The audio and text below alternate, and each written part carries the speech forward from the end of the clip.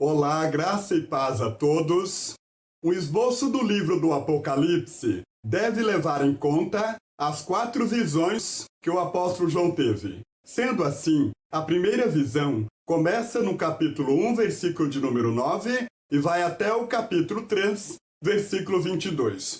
A segunda visão começa no capítulo 4, versículo 1, e vai até o capítulo 16, versículo 21. A terceira visão começa no capítulo 17, versículo 1, e vai até o capítulo 21, versículo de número 8. E a quarta visão começa no capítulo 21, versículo de número 9, e vai até o capítulo 22, versículo de número 5. Esse esquema de divisão do livro baseia-se na forma literária do mesmo. Neste vídeo, eu falarei sobre a primeira visão do livro do Apocalipse. Mas antes de continuar, por gentileza, clique em gostei, inscreva-se, caso ainda não seja inscrito, ative também o sininho de notificação para ser notificado assim que postarmos o próximo vídeo. Desde já, muito obrigado. Eu fui arrebatado no Espírito no dia do Senhor, e ouvi detrás de mim uma grande voz como de trombeta. Apocalipse, capítulo de número 1, versículo de número 10. Vejamos agora o conteúdo da primeira visão, que vai, como eu já mencionei, do capítulo 1, versículo 9, até o capítulo 3, versículo 22, que apresenta o Cristo exaltado e suas cartas às 7 igrejas. Cristo é visto em pé, em meio a 7 candeeiros.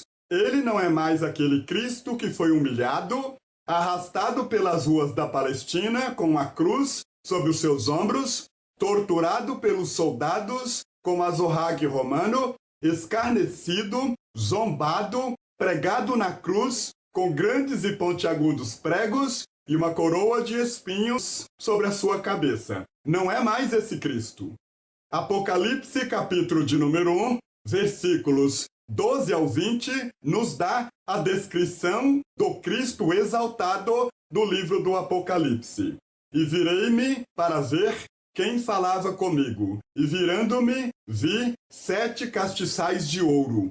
E no meio dos 7 castiçais, um semelhante ao Filho do Homem, vestido até os pés de uma roupa comprida e cingido pelos peitos com cinto de ouro. E a sua cabeça e cabelos eram brancos como a lã branca, como a neve, e os seus olhos como chamas de fogo, e os seus pés semelhantes a latão reluzente, como se tivessem sido refinados numa fornalha, e a sua voz como a voz de muitas águas.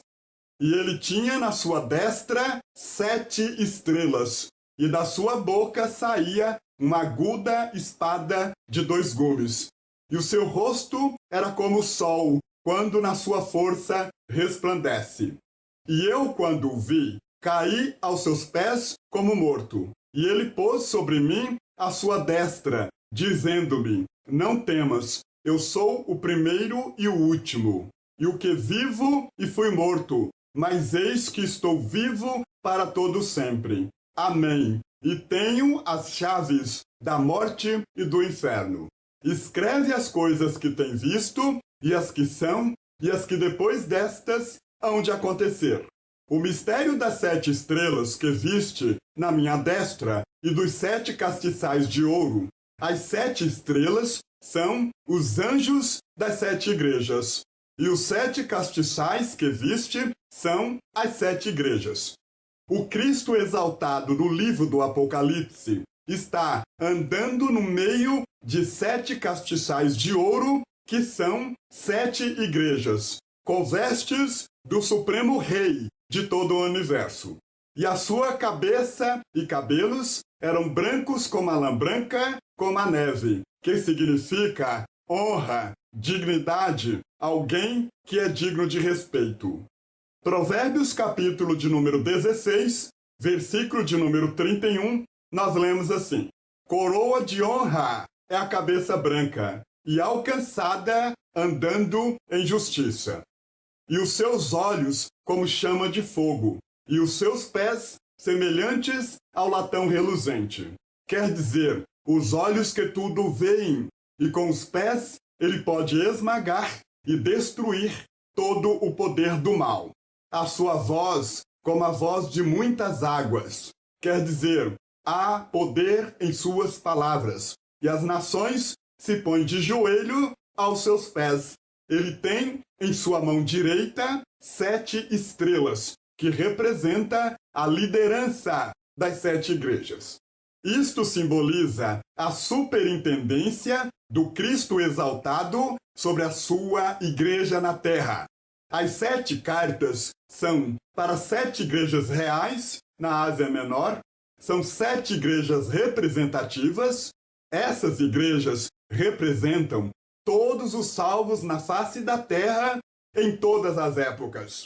Nas 7 cartas está a mensagem de Cristo para a sua igreja em todos os tempos. Cristo tem em sua mão direita 7 estrelas, que representam os 7 anjos das 7 igrejas. Apocalipse, capítulo de número 1, versículos 12 ao 20. Existem 3 interpretações deste fato. A primeira, o anjo representaria o bispo da igreja. Mas isso vai contra a maneira do Novo Testamento entender a palavra anjo. A palavra anjo nunca é usada no Novo Testamento para líderes cristãos. E além disso, nas 7 cartas, nem líderes, nem bispos são repreendidos. Quando o Novo Testamento se refere a anjos ou a pastores, eles nunca são confundidos um com o outro. Pastor é pastor, anjo é anjo. A segunda interpretação é que o anjo seria o mensageiro para levar a carta para a igreja. Mas isso não explica por que as cartas foram dirigidas aos anjos e não às igrejas. Em terceiro lugar, o anjo seria o representante da igreja no céu. Mas isso não tem precedentes nem na Bíblia, nem na literatura apocalíptica do tempo de João. A melhor maneira de entender isto é que este seria um símbolo incomum para representar o caráter celestial e sobrenatural da igreja. As 7 igrejas do Apocalipse, que recebem uma mensagem do Senhor através de uma carta escrita pelo apóstolo João, mas ditada pelo próprio Cristo, são as seguintes: Éfeso, Esmirna, Pérgamo, Tiatira, Sardes, Filadélfia e Laodiceia. Essas igrejas são igrejas literais, igrejas reais do tempo do apóstolo João e estavam localizadas na Ásia Menor. Mas são também igrejas representativas de todos os salvos na face da terra, em todos os tempos e em todas as épocas. É interessante que a maneira que o Senhor se identifica com cada uma dessas igrejas é diferente, porque cada uma delas estava em situação diferente. Cada vez que o Senhor vai falar com uma igreja ou com uma pessoa, ele sempre vai se identificar de acordo com a necessidade dessa pessoa ou dessa igreja.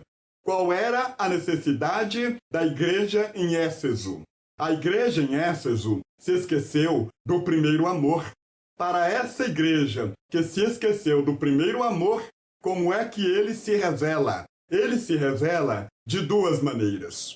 A primeira, ele é aquele que conserva na sua mão direita as 7 estrelas. E em segundo lugar, ele está andando no meio dos 7 candeeiros de ouro. Quer dizer, até mesmo para a igreja que se esqueceu dele, ele está andando no meio dela também. E está sustentando a liderança dessa igreja na palma de sua mão. A igreja em Esmirna está debaixo de tribulação, está sofrendo perseguição, está sofrendo injustiça. É uma igreja que está vendo os seus líderes padecendo. A qualquer momento, os soldados podem invadir a igreja e matar todo mundo.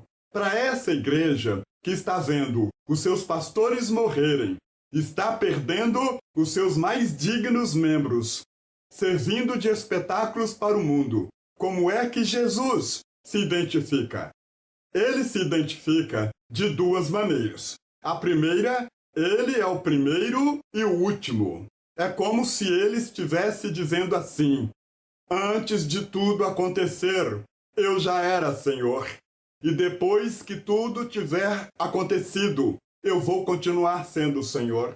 Antes que César tivesse se levantado no seu trono, eu já era Senhor.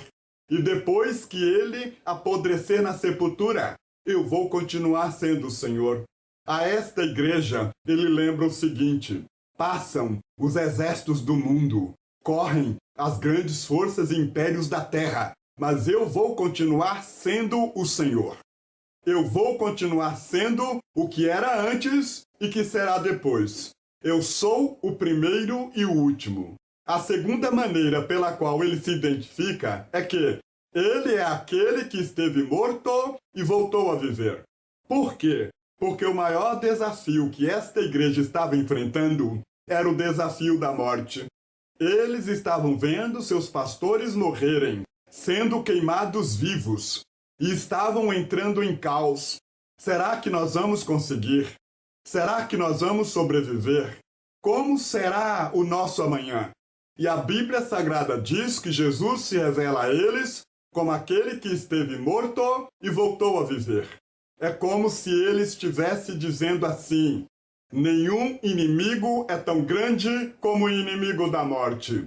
Não existe inimigo maior do que a morte, pois até esse inimigo eu venci. Porque quando tiraram Jesus da cruz, ele desceu morto. As suas unhas estavam roxeadas. Os seus lábios estavam endurecidos. O seu olhar não reagia mais à luz. O texto que diz que esteve morto é um texto que em grego quer dizer que se tornou cadáver. Jesus se tornou cadáver. Eu fico imaginando a reação dos discípulos quando viram o cadáver de Jesus descendo da cruz. Quando eles viram o corpo endurecido de Jesus, as mãos caídas, o queixo caído, o olhar sombrio do morto, um olhar sem vida. Pedro deve ter dito para Mateus: eu deixei tudo para seguir este homem, e ele se tornou um cadáver. Mateus deve ter dito para André: eu deixei a minha riqueza para seguir este homem, e hoje ele se tornou um cadáver. Pois esse que se tornou cadáver, no domingo pela manhã, as forças, as correntes, as algemas da morte não conseguiram segurá-lo. Ele venceu a própria morte, ressuscitando dentre os mortos e vivendo para a glória do Pai. Para a igreja em Esmirna, ele diz o seguinte: ainda que a própria morte bata, ainda que vocês vejam os seus filhos sendo comidos vivos pelos leões, sendo queimados em óleo quente, servindo de espetáculo para o mundo, não se decepcionem, não fiquem arrasados, porque eu sou aquele que um dia também se tornou cadáver, mas agora eu estou vivo e vivo para todo sempre. Quando ele se dirigiu à igreja em Pérgamo, que foi a igreja na Bíblia Sagrada que estava mudando a verdadeira doutrina, desvirtuando os valores do reino de Deus, ele se revela como aquele que tem a afiada espada de dois gumes. Porque a palavra do Senhor para a igreja que compromete a verdade é uma afiada espada de dois gumes. Para a igreja em Tiatira, que é a igreja imoral, em que os membros estão envolvidos com o pecado, Jesus é aquele que tem os olhos como chama de fogo e os pés semelhantes ao latão reluzente. Quer dizer, ele vê todas as coisas e tem o poder para esmagar e destruir com o pecado. A igreja de Sardes tinha aparência de viva, mas estava morta. Ele é aquele que tem os 7 Espíritos de Deus, quer dizer, está pleno de Deus para ressuscitar a igreja morta. Para a igreja de Laodiceia, que é a igreja morna, indiferente com o reino e com a vontade de Deus, está em dúvida entre dois caminhos, serpenteando entre duas portas. Ele é o Amém de Deus, a testemunha fiel e verdadeira, o princípio da criação de Deus, porque uma igreja que não se envolve com o reino de Deus vai ter que enfrentar Jesus Cristo como testemunha no Supremo Tribunal do Pai. Ele sempre se revela de acordo com a realidade de cada necessidade.